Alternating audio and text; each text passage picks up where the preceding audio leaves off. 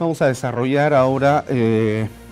las consideraciones doctrinarias que definen al delito de, a la teoría finalista del delito. Vean ustedes, el causalismo, en síntesis, señalaba que una acción humana era el resultado de la relación existente entre una causa y un efecto, que esa causa era la consecuencia del movimiento mecánico corpóreo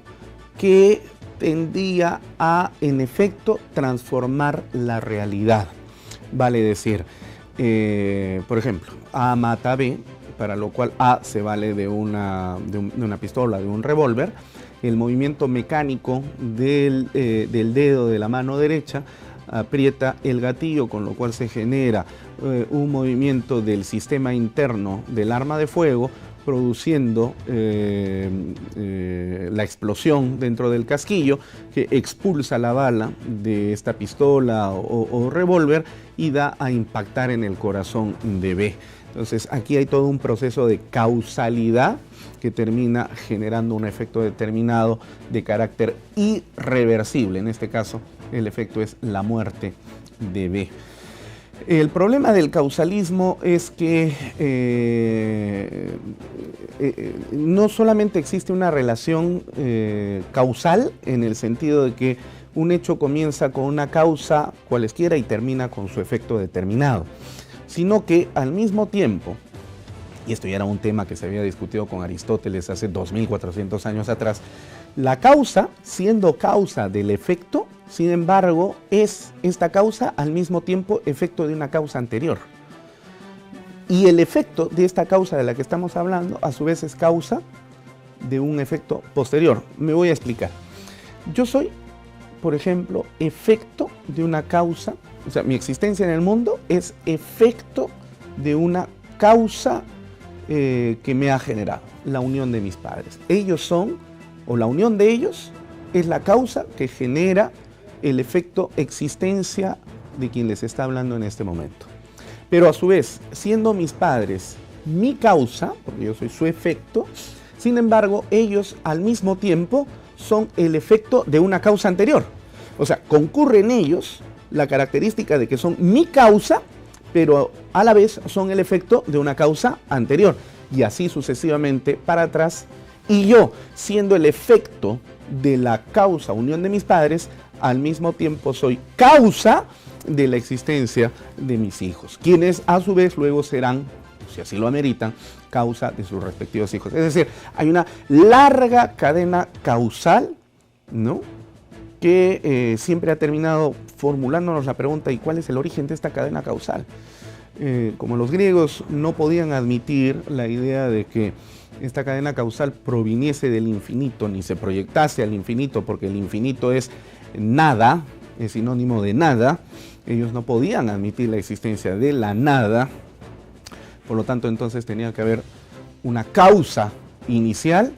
que, siendo causa de sí misma y que no habiendo sido generada por otra causa anterior, que ya no podría existir, por eso es causa de sí misma, generase todos los efectos que viniesen por delante. Esa causa pura solamente podría constituirla un ser puro en acto y en potencia, es decir, estamos hablando de Dios. De manera tal entonces que el causalismo, en última instancia, termina remontándonos a consideraciones de orden teológico. Y ese es el motivo por el cual entonces el causalismo, por lo menos en el campo de las ciencias que forman parte del mundo del deber ser, como el derecho, no podría resolver los problemas. Además, si A mata a B con una pistola, entonces la causa, efectivamente, de la muerte de B es el disparo de la pistola que ha impreso A en ese momento. Pero a su vez hay una causa que ha generado en A la ejecución de ese acto.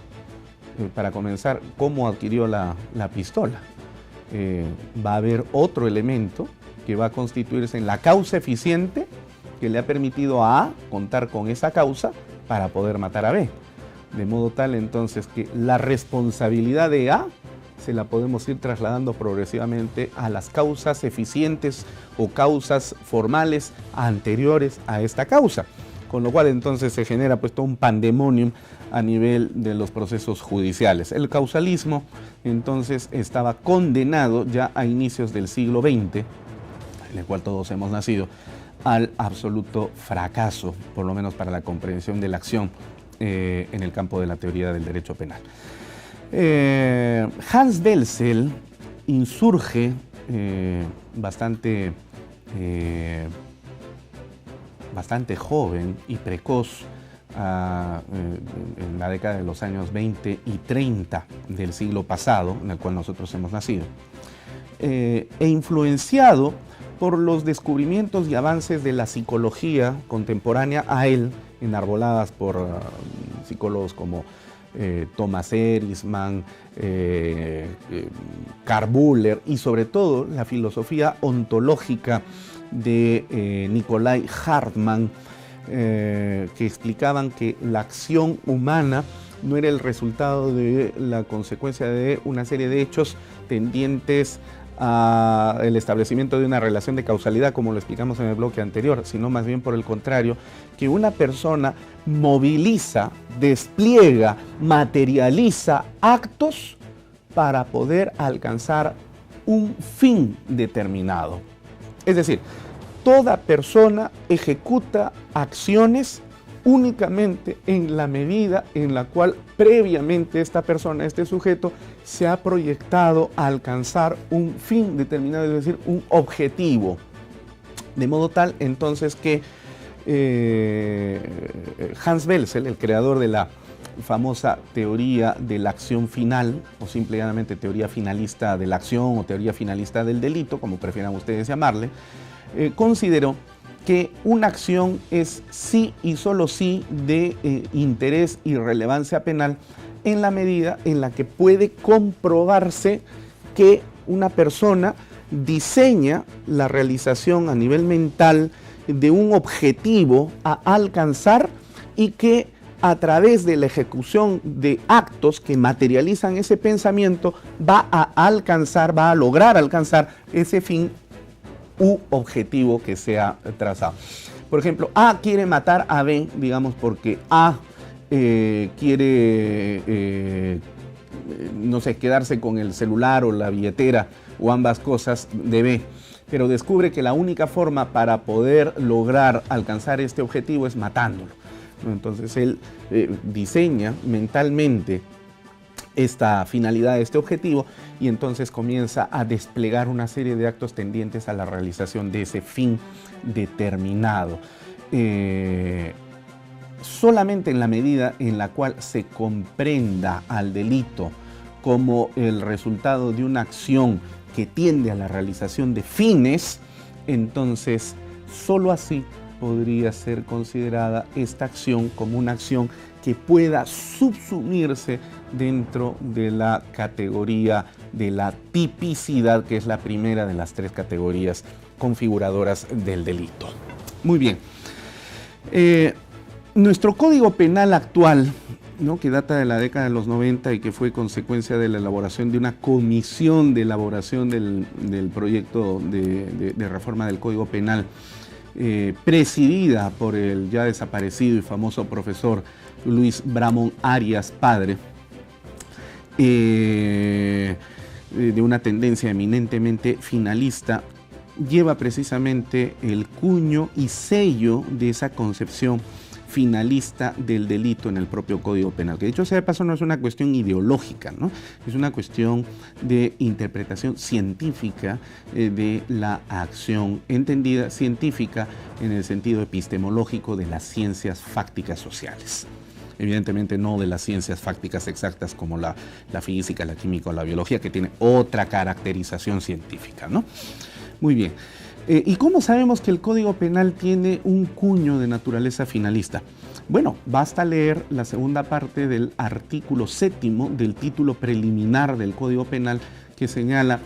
textual y literalmente lo siguiente: queda proscrita toda forma de responsabilidad objetiva.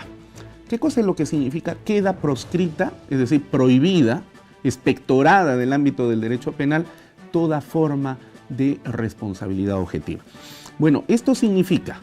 que si el sujeto A tiene o se ha formado mentalmente el diseño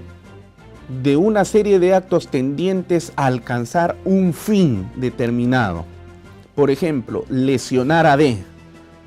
pero sin embargo, en el proceso de ejecución de actos, lesiona efectivamente a B, pero desgraciadamente, como consecuencia de ello, o por una situación circunstancial, B termina siendo muerto, y eso no lo había previsto A, porque no era su finalidad, no era su objetivo, porque su objetivo, reiteramos, solamente era lesionar. Entonces, ese resultado objetivo muerte, que no se encuentra dentro del curso final de acción, cuyo objetivo era solamente lesionar, entonces ese es un resultado objetivo que queda fuera del ámbito de intervención del derecho penal. Claro, los televidentes podrán señalar, hombre, acaba de matar a B después de los actos que ha desplegado y encima la situación va a quedar impune. Bueno, hay que señalar aquí y aprovechar las circunstancias, sobre todo para los magistrados, que el derecho penal es un instrumento de control social de última ratio, es decir, es un instrumento de resolución de conflictos que se aplica en última instancia cuando todas las otras formas de resolución de conflicto han fracasado en su intento. En el caso del ejemplo que nosotros estamos colocando, evidentemente A no podría ser, bajo el concepto de la acción final del delito, no podría ser procesado más que por el delito de lesiones en agravio de B, porque ese era su fin, ese era su objetivo, pero no podría ser procesado por el delito de homicidio, o que en todo caso, siendo procesado por el delito de homicidio, tendría que ser exento de esa responsabilidad penal, porque el artículo 7º del título preliminar del Código Penal lo señala con claridad: queda proscrita toda forma de responsabilidad objetiva. Se preguntará el televidente entonces, ¿cómo se sanciona esa conducta por el resultado muerte? Entonces, para eso nosotros tendremos que decir que, justamente porque el derecho penal es un instrumento de última ratio,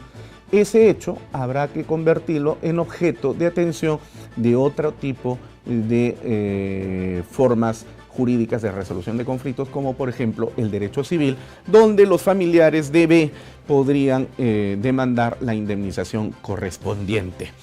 Claro, lo que pasa es que en nuestro medio nosotros estamos más acostumbrados a considerar que hemos visto una muerte causada por A, entonces los familiares de B quieren aplicar el oculus pro oculum, dentem pro dente, y entonces queremos sangre, queremos también un paredón de fusilamiento para poder hacer exactamente lo mismo con A y matarlo si es posible. Pero nosotros no vivimos, y esto reitero aquí, es de la función pedagógica de los magistrados, tienen que resolver no por presión social, no por presión mediática, sino por una aplicación metodológica de la norma al caso concreto y demostrar que el derecho penal no es un instrumento de resolución de conflictos de naturaleza vengativo, a prima ratio,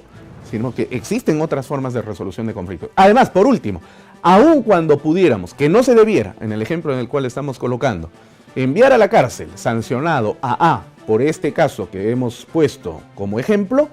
el hecho no terminaría devolviendo la vida de B, ¿no es cierto? En el caso de un proceso civil, evidentemente tampoco, pero por lo menos se encontraría una indemnización por el resultado muerte. Muy bien, en esto constituye entonces el finalismo. La teoría finalista de Hans Belzel fue fortaleciéndose hacia la década de los años 50 y 60 en Europa, llega aquí a América, particularmente al Perú, hacia mediados de la década de los 70, pero se consolida enormemente en la década de los 80, sobre todo, Y esa es la razón por la cual todos los abogados y sobre todo los magistrados contemporáneos ahora a nosotros, que provienen de su formación jurídica de finales de los 70 o los años 80 y los años 90, en el campo del derecho penal hemos sido formados bajo la égida de esta teoría que explica la acción en el campo del delito, la teoría finalista del delito. Pero no es la única. En los últimos años se ha venido a desarrollar una teoría que tiende a modificar el foco de atención de la acción desde otra perspectiva no ontológica, sino más bien estrictamente social, que es la que vamos a desarrollar en el siguiente bloque. No se vayan, ya regresamos en Referente Jurídico.